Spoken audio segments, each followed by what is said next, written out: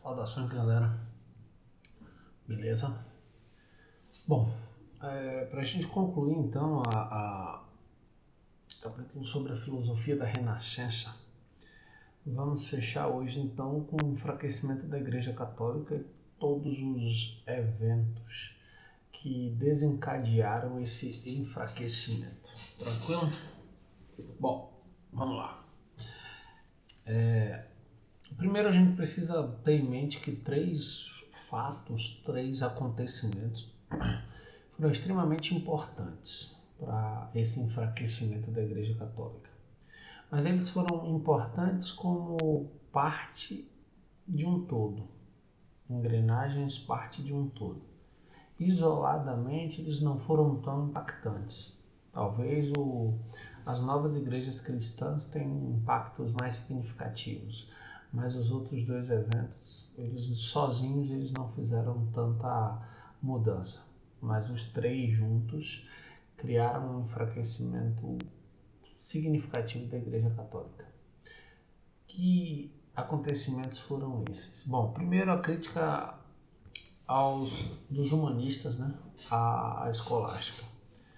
Lembra que a escolástica defendia uma conciliação entre razão e fé. A figura de Santo Tomás de Aquino defendia essa conciliação entre razão e fé e buscava então esse vínculo com a fé, que foi uma pedra de toque, que foi uma ideia central de toda a filosofia medieval. Bom, dentro dessa lógica, o estabelecimento dos Estados Nacionais surgiu como um outro ponto de enfraquecimento. Por quê? Porque se vocês pararem para recordarem, o contexto da Europa Central na Idade Média era um de feudos, política, econômica e socialmente independentes. Então, os feudos representavam a completa fragmentação do poder na Europa daquele momento. E quem era a instituição que centralizava um poder para além das fronteiras? A Igreja Católica. Era ela que, senhora de todos aqueles espaços, determinavam pontos e formas de comportamento que extrapolavam os poderes dos senhores feudais.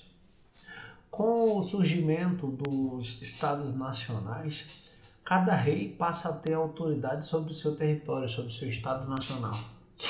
E com essa autoridade, o rei então passa a estabelecer limites claros à interferência da Igreja Católica, que aí precisa recuar mais um passo. E, por fim, as novas igrejas cristãs, ou seja, fruto da reforma protestante, que a gente vai ver mais à frente, começam a surgir igrejas com ideais que vão concorrer, que vão contestar os valores estabelecidos pela Igreja Católica. E vão, para além disso, seduzir, angariar novos fiéis que vão abandonando o catolicismo, o cristianismo, e vão se filiando ao protestantismo. Bom, dentro desse contexto, quando a gente fala da crítica dos humanistas à Igreja Católica, ao modelo escolástico, é natural que a gente ache que os humanistas desejavam o fim da Igreja Católica. Não. Não era um movimento que desejava desacreditar a figura de Deus. Não era um movimento que visava extinguir a Igreja Católica. Não. Os humanistas, na verdade, eles desejavam a construção de conhecimentos sem a intervenção da fé. Que o conhecimento ele fosse organizado, pautado, alicerçado na razão e que não houvesse a interferência da fé na construção desse conhecimento. Eles questionavam que os conhecimentos não deveriam estar restritos aos espaços dos mosteiros, das igrejas. Então, todos esses questionamentos, bem como a reforma, acabaram por enfraquecer muito a Igreja Católica. E aí sim, começa o movimento da reforma. que, óbvio, ela não parte de algo planejado. Martinho Lutero não acordou um dia e disse: hoje eu vou começar a Reforma Protestante. Não. Ele era um padre devoto, um padre crente, um padre que acreditava nas doutrinas cristãs e defendia essas doutrinas. Ele próprio se transforma a fé como um ato gigantesco de respeito aos dogmas da Igreja Católica. Atingido por um raio na cabeça, ele prometeu que, se sobrevivesse, se tornaria então padre. E ao sobreviver, óbvio, mesmo tendo estudado filosofia e direito, acaba abdicando disso e estudando teologia para se tornar padre. O que é interessante é que ele, de dentro da igreja, começa a perceber que tem alguma coisa errada. A igreja determinava o celibato. Para vocês que não sabem, o celibato seria a completa ausência de relações sexuais por parte dos padres. Eles abririam mão dessa vida mundana. No entanto, o que Martinho constata é que inúmeros padres mantêm vidas conjugais tranquilamente. Alguns, inclusive, são casados e constituíram famílias. Um outro problema que Martinho Lutero vai perceber e que me incomoda profundamente é a cobrança de indulgências, a venda de indulgências. O que seria essa venda de indulgências? Seria a venda de perdão. Então o sujeito peca, passa uma vida inteira pecando e quando está ali numa determinada situação, compra o perdão da Igreja Católica. Então, para Martinho Lutero, esse ato de compra do perdão enfraquecia significativamente o valor da fé.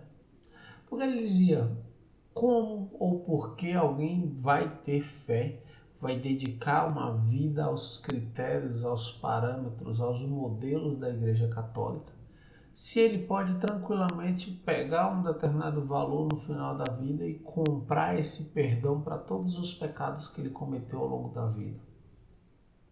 Onde fica a figura de Jesus Cristo nesse processo e a fé que ele deveria suscitar nas pessoas? Então, a partir daí, ele escreve 95 teses e fixa essas 95 teses na porta do castelo de Strasbourg. E aí a gente para pensar. Ali começa literalmente uma efervescência de eventos que vão dar origem ao que a gente chama hoje de Igreja Protestante.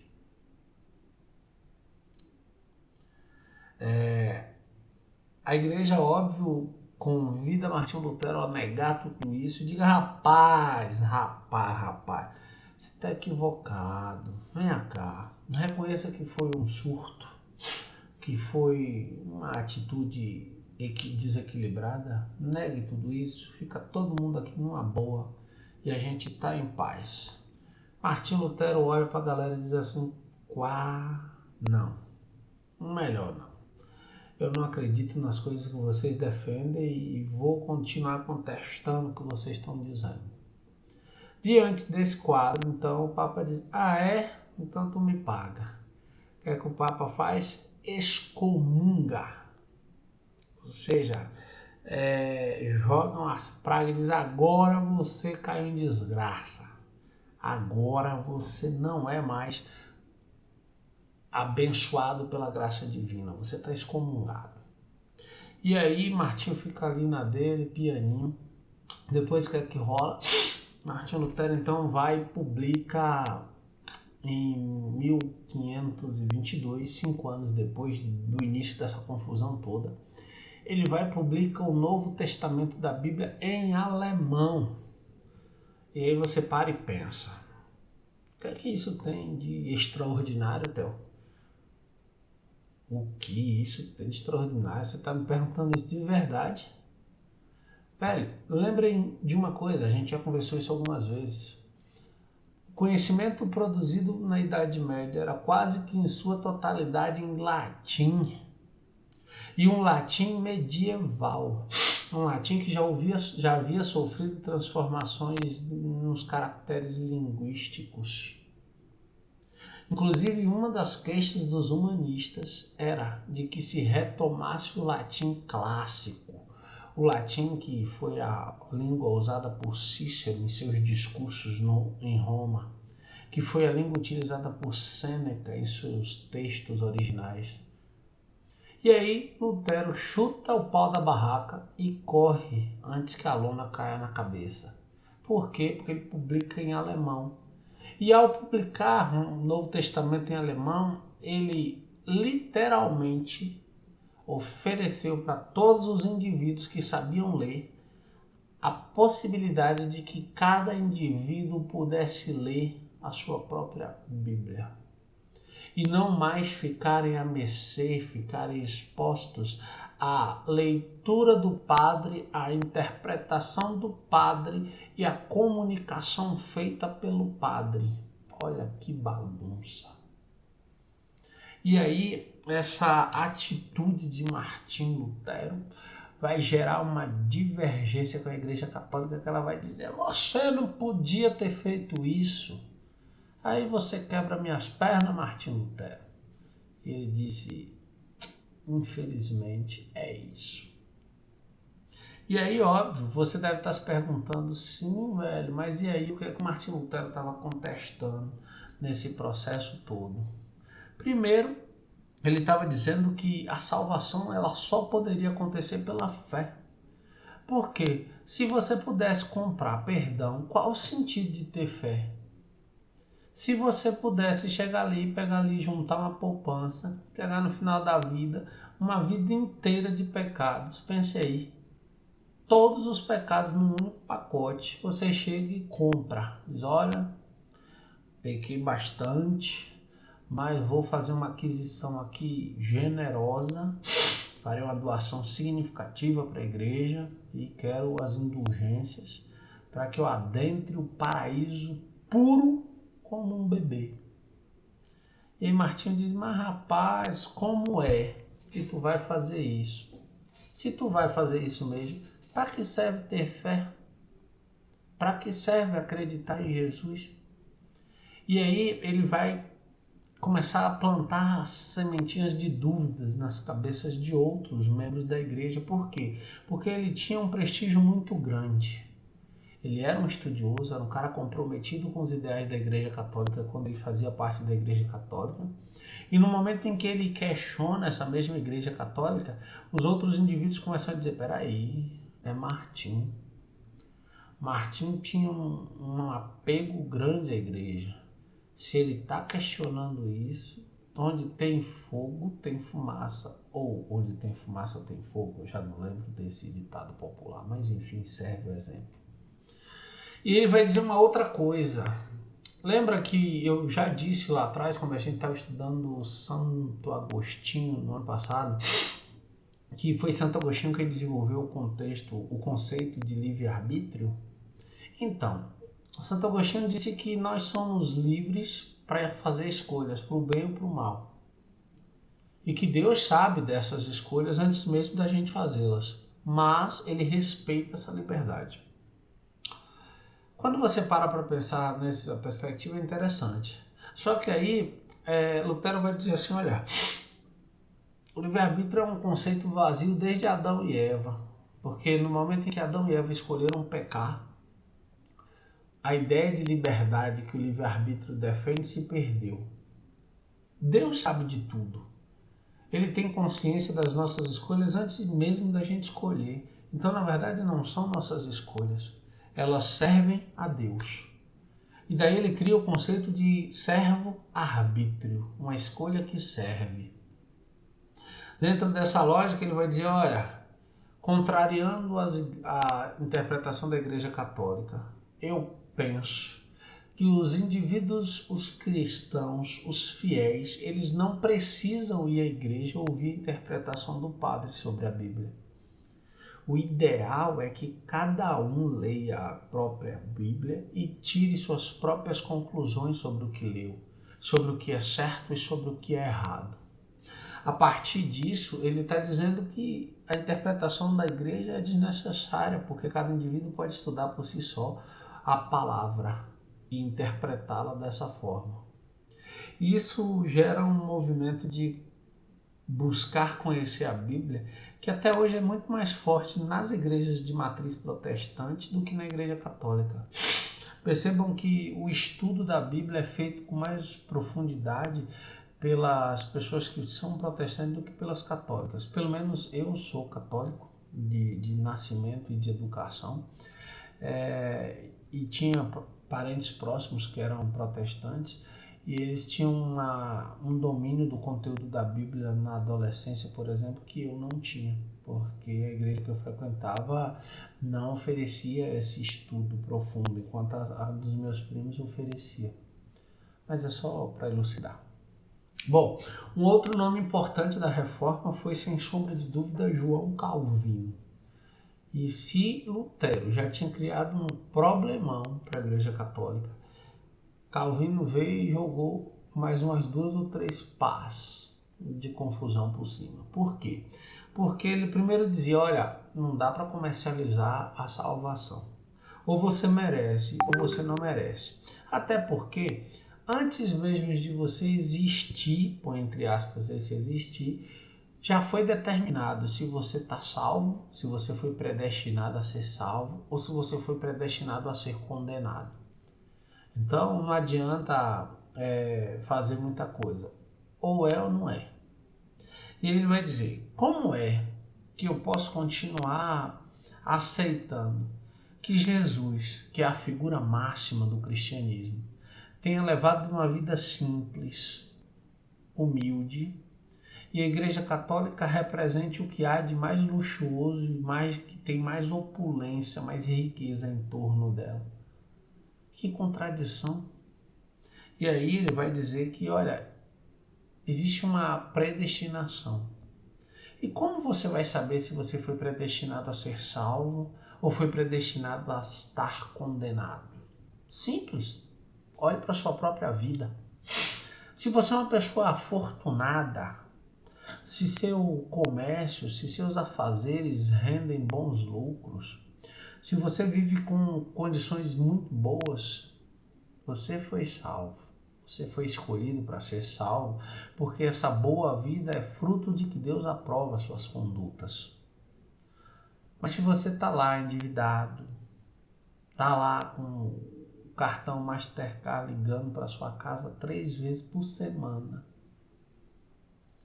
se você sai na rua, bate a cara naquele vizinho e volta, João Calvino está dizendo, olha, veja bem, você foi condenado. Porque se você está enfrentando dificuldades financeiras, é porque Deus não te abençoou, você não faz parte dos planos de Deus. Óbvio que essa discussão é muito mais profunda, aqui é para vocês terem uma ideia. Tá claro? Então eu vou avançar. Minha alergia está me matando hoje. Vamos lá, um balanço da reforma. A reforma ocorreu porque, como eu disse antes, Lutero percebeu que a igreja estava se desviando do caminho que ele acreditava ser o caminho correto do cristianismo. A reforma gerou novas matrizes de pensamento religioso, novas matrizes e igrejas cristãs que defendiam uma ideia de protestantismo. Um novo movimento religioso que defendia o acesso direto às fontes bíblicas, a interpretação individual de cada sujeito sobre a palavra sagrada, sobre a Bíblia Sagrada. Uma nova interpretação da relação da alma e Deus, que supera a discussão que tinha sido implementada por Santo Agostinho, que a alma é eterna e retorna a Deus. Bom, e aí, gente, olha que coisa interessantíssima. A Igreja Católica, ela condenava a usura, pelo menos a dos outros. A dela, ela fazia vista grossa. É inconveniente, né? Imagine o seguinte, você está enriquecendo, a Igreja Católica diz, olha, é mais fácil um camelo passar no fundo de uma agulha do que um rico entrar no reino do céu. E você é rico. E você diz, é mesmo, rapaz? Então eu vou ter que doar minha fortuna inteira para a Igreja Católica para eu ir para o céu. E aí vem a igreja protestante e diz, veja bem, meu filho, se você é rico, é porque Deus está te abençoando. Ele aprova a sua forma de vida. Você foi salvo pela predestinação divina. Você está predestinado a ser salvo. E a sua riqueza é a demonstração dessa salvação. Vocês acham que os burgueses iam para onde? Continuar no catolicismo? Óbvio que não. E aí uma fuga em massa dos burgueses para onde? Para as igrejas protestantes.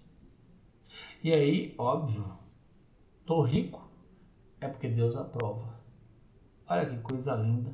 Você tá cheio de dinheiro e ainda tem a certeza de que Deus abençoa tudo isso. Fechou. Percebeu? O quanto a ideologia ela é poderosa? E aí, óbvio, a gente tem ali um caso isolado que participa de certa forma da reforma, mas não necessariamente pelas mesmas questões ideológicas que Lutero e Calvino colocaram. Henrique VIII deseja se separar da esposa e a Igreja Católica não concede o direito a esse divórcio.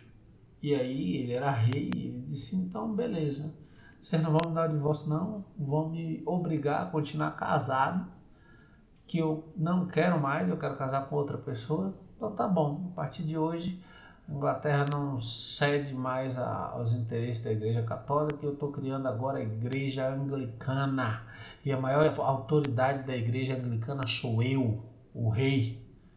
Pronto.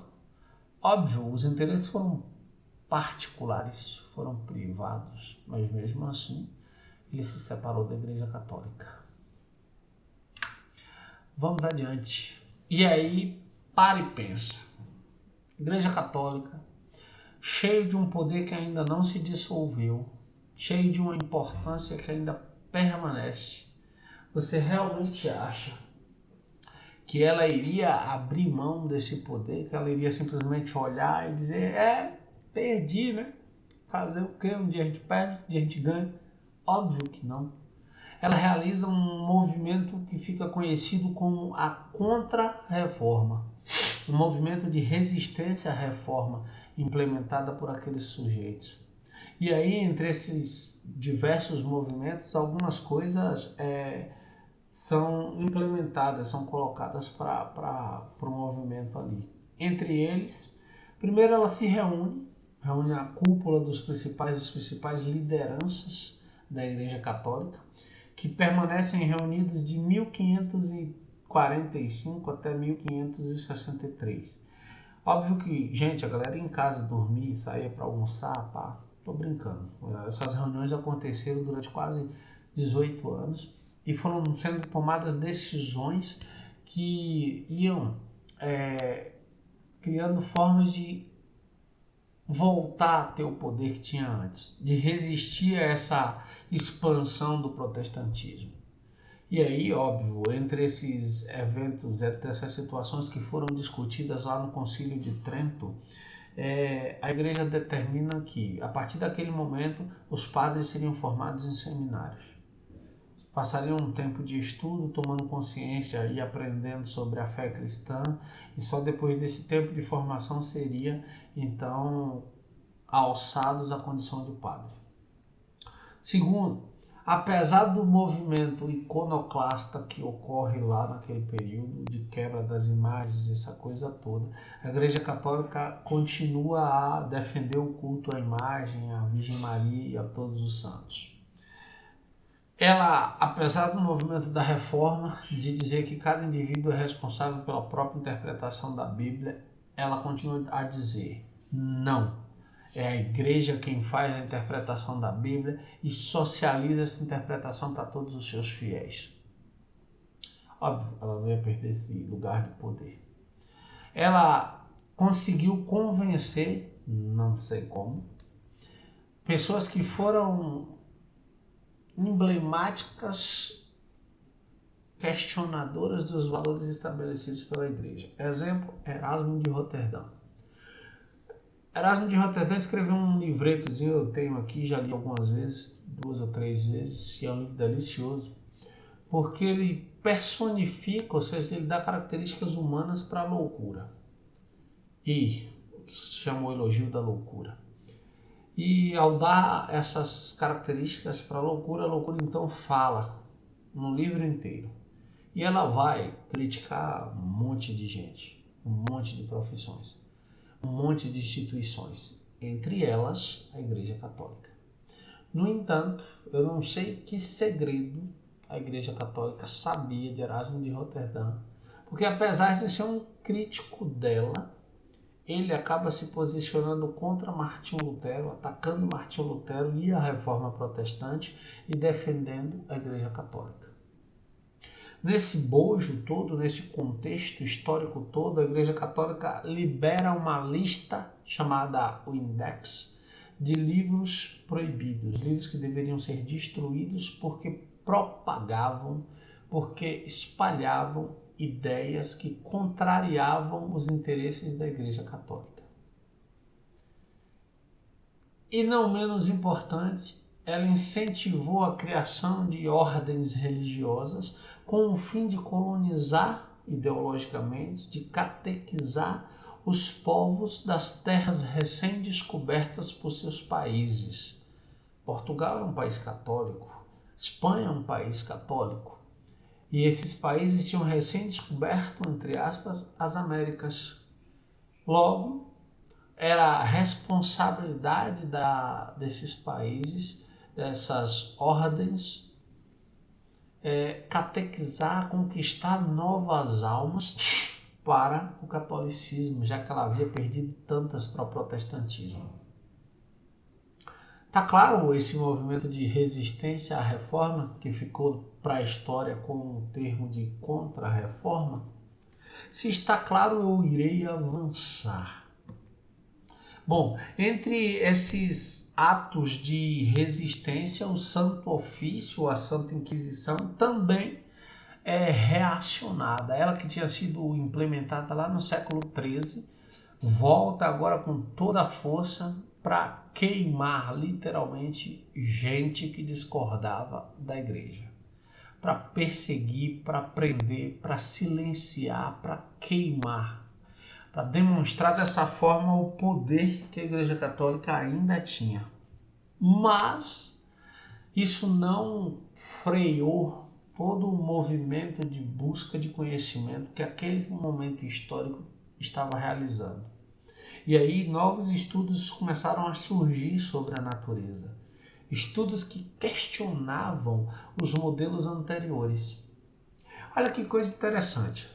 A gente está aqui no século XV, século XVI, avançando para o século XVII. As teorias propostas por Ptolomeu e por Aristóteles já se sustentam há quase 2.000 anos naquele contexto, hoje 2.400, 2.500 anos. Mas ali elas já se sustentavam por mais de 2.000 anos. A teoria de que a Terra era o centro do universo. A teoria de que o Sol girava em torno da Terra. E aí, óbvio, esse modelo, essa visão agradava perfeitamente a Igreja Católica. Por quê? Porque reforçava o que estava nas Escrituras. De que nós fomos feitos à imagem e semelhança de Deus e que por isso éramos a parte mais importante da criação. E se nós éramos a parte mais importante da criação, é natural que a gente estivesse no centro de tudo. Só que esses novos estudos começam a questionar isso. Nicolau Copérnico, vai publicar uma obra, As Revoluções das Esferas Celestes, em que ele vai dizer, olha, não é a Terra o centro do universo, é o Sol. E não é o Sol quem gira em torno da Terra, a Terra quem gira em torno do Sol. E ao dizer isso, Copérnico cria um inferno para aquele contexto. Porque ele está colocando em xeque, ele está colocando em dúvida todo o conhecimento antigo e propondo uma moderna forma de interpretar o cosmos, ou seja, interpretar a realidade. E aí, óbvio, ele prova essas teorias dele, porque ele não está dizendo apenas a partir de especulações teóricas formuladas apenas na mente dele. Ele observou com telescópios o funcionamento, o movimento dos corpos celestes. E através dessa observação empírica, prática, dessa experiência, ele foi capaz de constatar isso. E aí ele cria, óbvio, o que a gente chama de uma nova cosmologia. Cosmo, realidade, logia, estudo. Então, estudo da realidade. Ele cria essa nova cosmologia. Depois dele, óbvio, a gente tem uma outra figura que também é famosa na história desse momento histórico, que é o Giordano Bruno, que se apropria de algumas ideias do Copérnico e defende algo além do que Copérnico defendia. Copérnico defendia que o Sol é o centro do universo. Giordano Bruno vai além. Ele vai dizer que o Sol é o centro do nosso universo, mas que existem outros. E que existem, inclusive, outras galáxias com vida inteligente e que nós não somos, então, os únicos seres inteligentes. E aí, óbvio, a galera convida Giordano Bruno a negar tudo isso. Mas Giordano Bruno é jovem, tem o ímpeto da juventude, desafia tudo. Então ele diz, eu não vou negar não. Quer me queimar, me queima. Mas eu não vou negar não. E aí a galera diz, então fechou. Bota ele na fogueira e taca fogo. Queimam Giordano Bruno, mas alguns historiadores da filosofia ousam dizer que Giordano Bruno não foi queimado por suas ideias. E que suas ideias não tinham uma base de conhecimento que dialogava com o Copérnico. Na verdade, as ideias dele eram frutos não das ideias em si, mas de práticas obscurantistas, e que a Igreja Católica condenava essas práticas e por isso ele foi condenado à fogueira. Bom, essas duas teorias são possíveis. O problema é que ele já foi queimado, não vai dar para perguntar. Então a gente fica com essas duas possibilidades. Tranquilo? Então vamos adiante. Galileu Galilei, todos vocês conhecem. E aí ele pega tudo isso que está sendo produzido e começa a investigar mais a fundo, a formular suas próprias teorias, a vincular filosofia e ciência, a criticar mais uma vez a física aristotélica. Ele reformula a teoria aristotélica sobre a queda dos corpos, porque Aristóteles dizia que os corpos caem com velocidades diferentes, depende de sua massa. E Galileu Galilei vai dizer, mas Aristóteles, presta atenção, menino, não é assim. Os corpos, independente do peso, caem com a mesma velocidade. E aí, quando Aristóteles lá atrás dizia que o movimento dos corpos era ordenado, ele vai dizer, não, Aristóteles, não são. Os corpos, eles estão em movimentos e tendem a permanecer em movimentos, exceto quando a força haja sobre eles. Os corpos que estão parados tendem a permanecer parados, exceto que uma força haja sobre eles. E aí, óbvio, você deve estar dizendo, peraí, mas isso aí é o quê? A teoria da inércia. Então foi Galileu que criou a teoria da inércia? Não, Isaac Newton criou. Só que as primeiras reflexões acerca disso, sim, foram feitas por Galileu Galilei. Percebeu? E aí ele vai falar também sobre a natureza dos corpos celestes. Por quê? Porque ele observou a Lua. Enquanto Aristóteles dizia que a Lua era uma espécie de esfera perfeita com uma superfície cremosa e constante, Galileu Galilei vai dizer que não, a partir das observações ele percebe que a superfície da Lua é rochosa, cheia de crateras. E vai contestar esses conhecimentos propostos por Aristóteles. Óbvio que Aristóteles produziu esses conhecimentos a partir de observações simples e foram extremamente relevantes para a época. Mas o conhecimento se dá exatamente dessa forma, quando novos conhecimentos surgem e questionam conhecimentos anteriores. E por fim, mas não menos importante, essas novas perspectivas científicas sobre o heliocentrismo são colocadas para a sociedade, são apresentadas as provas, e aí a igreja tenta de todas as formas conter esses avanços. Tanto que em 1624, Urbano VIII convida Galileu Galilei para escrever um diálogo entre um heliocentrista e um geocentrista. Tu não está vendo que isso não ia dar certo?